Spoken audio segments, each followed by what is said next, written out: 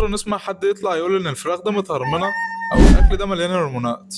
هل فعلا الهرمونات اللي في الأكل بتأثر علينا بالشكل اللي الناس متخيلة؟ أول حاجة لازم نعرف إن الهرمونات هي مواد بيفرزها الجسم بشكل طبيعي، ولما بنيجي ناكل أي مصدر حيواني أو نباتي ممكن نلاقي نسبة ضئيلة جدا من بعض الهرمونات بشكل طبيعي. الفكرة إن وجود هرمون جوه الأكل ده مش معناه إنه هيشتغل جوه جسمك، وده لأن معظم الهرمونات البروتينية بتتكسر جوه الجسم أثناء عملية الهضم في المعدة والأمعاء زي أي بروتين تاني بناكله. ده معناه بكل بساطة مش هتوصل للدم بالشكل اللي يسمح لها تشتغل كهرمون. كمان في دول كتير في رقابة على المنتجات الغذائية، واستخدام الهرمون للدواجن مثلا غير مسموح لأماكن كتيرة، وده لأنه أصلا تكلفته عالية ومش عمل اقتصادية. ده بسبب تحسين السلالات الوراثية، بسبب التغذية بتكون أفضل بكتير، وكمان في إدارة على المزارع، لكن مش السبب الرئيسي إن هي بتاخد هرمونات. فلما حد يجي يقولك إن الأكل متحرم اسأله فين الدليل.